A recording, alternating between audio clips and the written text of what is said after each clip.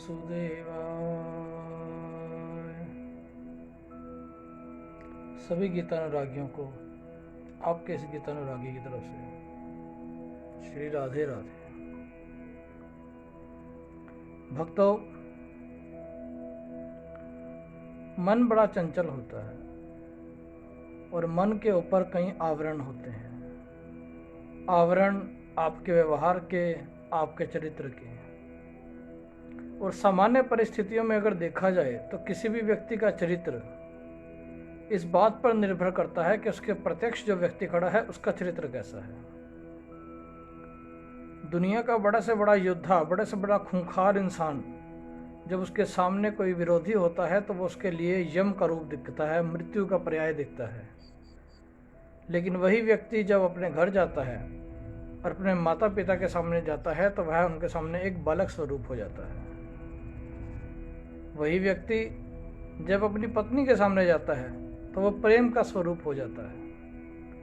और वही व्यक्ति जब अपनी संतान के सामने जाता है तो वह उनके लिए ईश्वर का रूप हो जाता है और पालक का रूप हो जाता है। अर्थात किसी भी व्यक्ति की प्रकृति और व्यवहार पूर्णतया इस बात पर ही निर्भर करती है कि सामने वाला व्यक्ति कैसा है। लेकिन किसी भी व्यक्ति के प्रति अपना व्यवहार जताने से पहले उसके कुछ मूलभूत जो नियम होते हैं उनका हमेशा ध्यान रखना चाहिए। जैसे किसी के बारे में भी अनावश्यक बुराई नहीं करनी चाहिए। आज के समय में हम देखते हैं सोशल मीडिया का समय है, पल में ही किसी को हीरो बना दिया जाता है अथवा किसी को पूर्णतया ही समाज का दुश्मन बना दिया जाता है। यह सही नहीं है भक्तों। हमें आपको हर किसी को परिस्थिति को देखते हुए, हालात को देखते हुए ही अपनी तरफ से कोई बात कहनी चाहिए। क्योंकि जब हम किसी के बारे में बुरा कहते हैं, हर उस पल हम सामने वाले के पाप अपने हिस्से में ले लेते हैं। ये सच है भक्तों।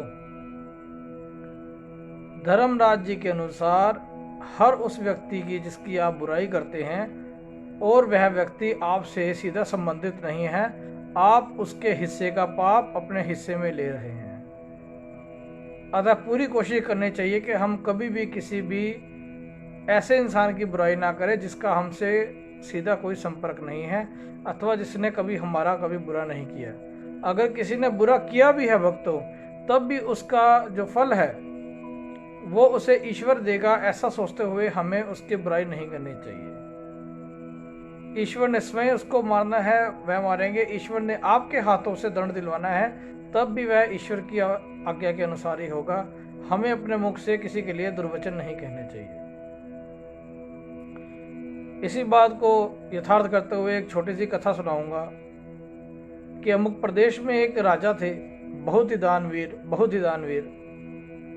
वह प्रतिदिन अनन्य भाव से सोना, चांदी, गौदान किया करते थे और उनके इस प्रकार दान पुण्य करने के कारण संपूर्ण राज्य में उनकी बहुत ही प्रशंसा होती थी, उनकी बहुत ही इज्जत होती थी। कभी कोई उनके बारे में कोई भी व्यर्थ बात नहीं करता था, हर कोई उनकी पूर्ण इज्जत करता था।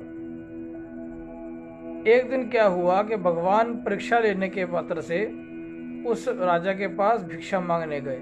लेकिन भगवान ने जब परीक्षा लेनी थी इसलिए उन्होंने हालात को थोड़ा सा बदल दिया।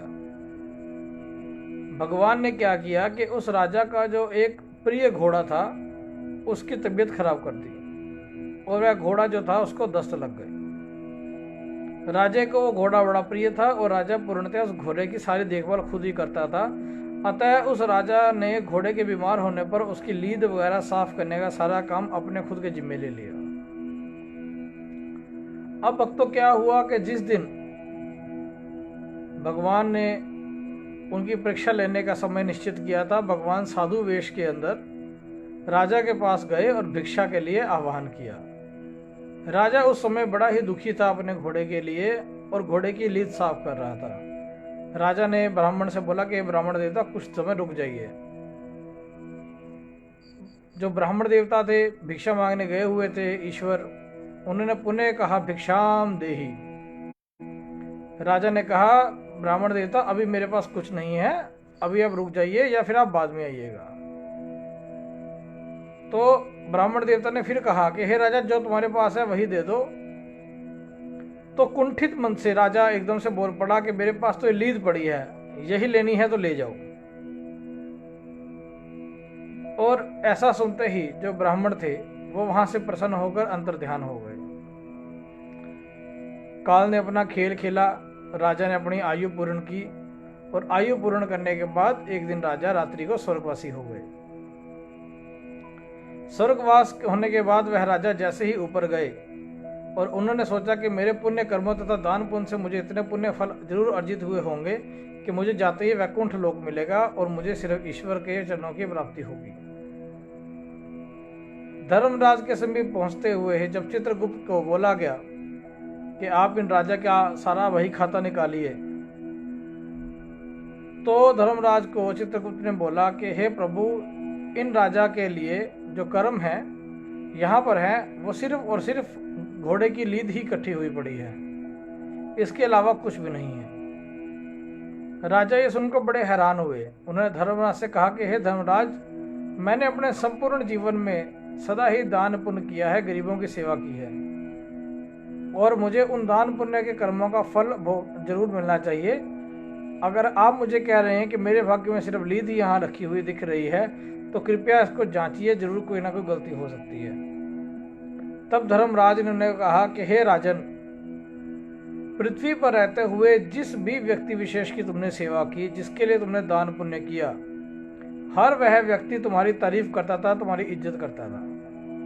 तो तुम्हारे द्वारा किए गए दान पुण्य के बदले में तुम्हें मान सम्मान पृथ्वी पर ही मिल गया, इसलिए उसका लेन देन पृथ्वी पर बराबर हो गया, अर्थात यहाँ पर कुछ नहीं पहुंचा, वो पृथ्वी पर ही शून्य हो गया।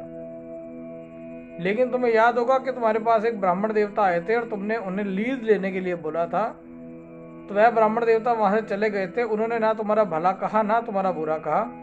अतः जो ब्राह्मण देवता को तुमने लीद दान की, वही दान स्वरूप लीद यहाँ पर तुम्हारे पास उपस्थित है और उसका लीद का तुम्हें भोग करना पड़ेगा। राजा ने धर्मराज से बड़े हाथ पैर जोड़े और कहा कि हे प्रभु, मुझसे अनजाने में एक गलती हुई थी। मैंने अपने संपूर्ण जीवन में सत्य का दामन कभी नहीं छोड़ा, दान पुण्य तथा धर्म के मार्ग के ऊपर अपना जीवन व्यतीत किया। अतः कृपया करके मेरी मुक्ति का साधन बताएं। धर्मराज ने अपने योग बल से उस राजा के जीवन का पल देखा और उनके लिए एक मार्ग सुझाया। उन्होंने कहा, राजन, केवल एक ही तरीका है जिससे तुम्हें तुम्हारे पुण्य फल की प्राप्ति दोबारा हो सकती है। तो राजन को धर्मराज ने बताया कि तुम्हारे शहर के पास के गांव में एक ब्राह्मण है जिसके घर के अंदर उसकी पत्नी गर्भवती है। कुछ ही क्षणों के अंदर उसके घर में एक संतान पैदा होने वाली है और उस संतान को पैदा करते हुए उस ब्राह्मण की पत्नी जो है वो जीवन त्याग देगी। तुम एक काम करो, उस राजा के ब्राह्मण के पास जाओ, वो ब्राह्मण के पास जाके उसकी जो पुत्री पैदा हुई है, कन्या उसके घर में पैदा हुई है, उसको अपने पास ले आओ तथा यौवन अवस्था आने तक, जवान होने तक उस लड़की का पालन पोषण, वस्त्र पहनाना, नहलाना धुलाना, खाना खिलाना, अर्थात सभी कार्य तुम स्वयं अपने हाथों से करोगे और जो वह लड़की जवान हो जाएगी तुम उचित वर देखकर उसका विवाह कर दोगे। उसका विवाह करने के बाद तुम्हें पूर्णतया तुम्हारा जीवन को जो हमने समय दिया है वह समाप्त हो जाएगा और जैसी हरी इच्छा होगी तुम्हें मोक्ष की अवश्य प्राप्ति होगी। अब राजा ने नमस्कार करके वापस गया और देखा कि उसकी नींद खुल गई है। वह अपने घर के बिस्तर के ऊपर सोया हुआ था। जैसा कि धर्मराज जी ने उसको आदेश दिया था, राजा ने उसी समय घोड़े मंगवाए और पास के गांव में गए, जहां उसने देखा कि एक ब्राह्मण के घर में एक पुत्री पैदा हुई है और उसकी ब्राह्मण की पत्नी का देहांत हो गया है। राजा ने ब्राह्मण से जाके निवेदन किया कि मैं आपकी कन्या का पालन पोषण करना चाहता हूँ। ब्राह्मण ने देखा कि मेरी पत्नी जो है वो चली गई है, मैं गरीब निरीह ब्राह्मण हूँ, मैं इस कन्या की सेवा कैसे कर सकता हूँ। और राजा आए हुए हैं, तो ब्राह्मण ने अपनी बेटी सहर्ष राजा जी को सेवा भाव से दे दी। अब जो राजा थे उस कन्या को अपने घर में ले आए, किसी दासी किसी नौकर को उसके पास नहीं आने देते थे, खुद ही उसके सारा पालन पोषण करते थे, नहलाते थे, धुलाते थे, खाना खिलाते थे और सदा उसके पास रहते थे। अब राजा का सारा दिन सारी रात उस कन्या की सेवा में उस कन्या के साथ बीतने लगे। जब ऐसा कर रहा था तो संपूर्ण गांव वालों ने राजा की बहुत तारीफ की कि राजा कितना महान है, एक गरीब ब्राह्मण की कन्या की कितनी सेवा कर रहा है। लेकिन भक्तों, यहाँ पे काल का फिर एक फेर हुआ। अब वो कन्या यौवन अवस्था को प्राप्त होने लगी और राजा अब भी पुण्य की भांति उस लड़की को अपने हाथों से ही नहलाते थे, धुलाते थे, वस्त्र पहनाते थे, भोजन इत्यादि करते थे। अब धीरे धीरे समाज में राजा के प्रति असंतुष्टि फैलने लगी। कुछ लोग राजा को लोभी, पापी कहना शुरू हो गए। कुछ ने कहा कि राजा का जो मन है वो बदल गया है उस कन्या के प्रति, कि जवान कन्या को अपने हाथों से कौन नहलाता है, कौन कपड़े पहनाता है। राजा का जो मन है वो खराब हो गया है। अब धीरे धीरे समाज में और राज्य में राजा के बारे में गलत बातें फैलने लगी और राजा की बहुत बुराई होने लगी भक्तों। अब एक दिन एक समय आया जब वो लड़की पूर्णतया यौवन अवस्था को प्राप्त हुई।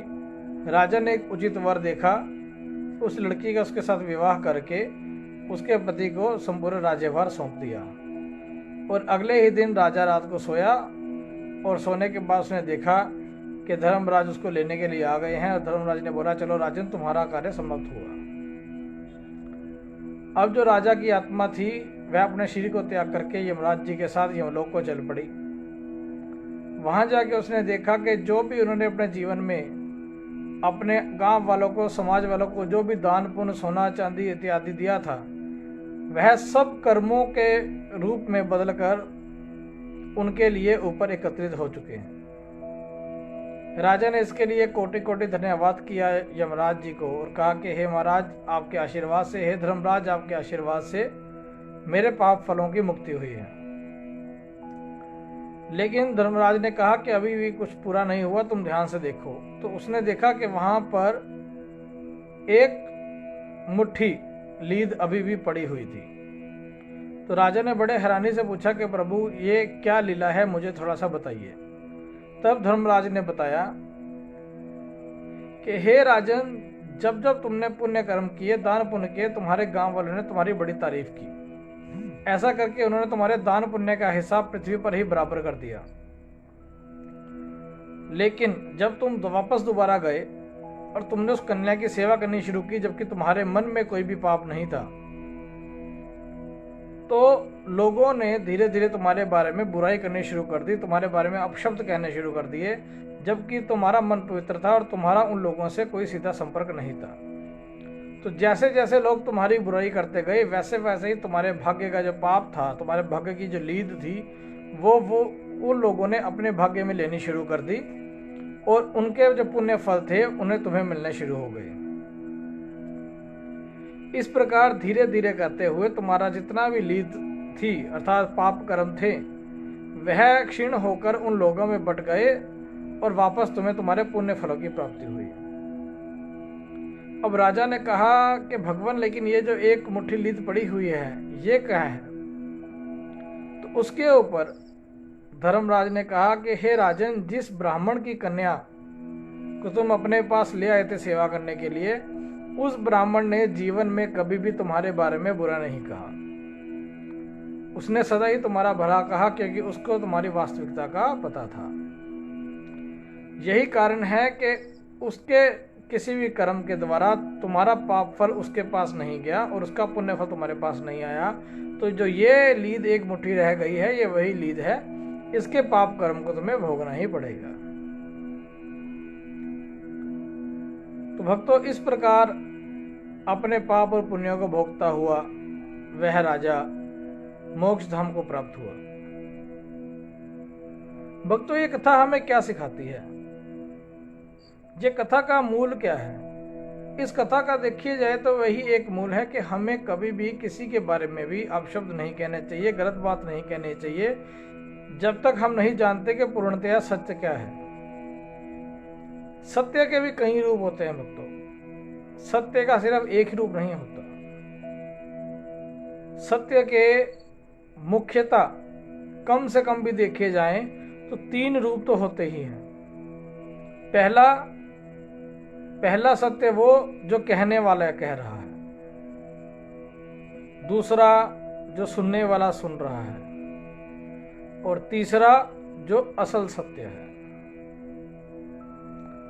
अगर आप धरती के ऊपर एक 6 अंक लिखकर एक व्यक्ति को एक कोने और एक व्यक्ति को दूसरे कोने पर खड़ा करें तो एक को वो 6 दिखेगा, एक को वो 9 दिखेगा। अब दोनों सत्य बोल रहे हैं, 6 वाला कह रहा है ये 6 है, 9 वाला कह रहा है ये 9 है, और इस कारण दोनों के ही सत्य सत्य हैं। तो भक्तों, सत्य का भी एक रूप नहीं होता, सत्य के भी कई रूप होते हैं। जैसे मेरे हरि के कई रूप हैं, जैसे मेरे हरि की कई कथाएं हैं। हरि अनंत, हरि कथा अनंत। तो आज इसी के साथ अपने गीतानुरागी को आज्ञा दें। बोलो राधे राधे। ओम नमो भगवते वासुदेवाय।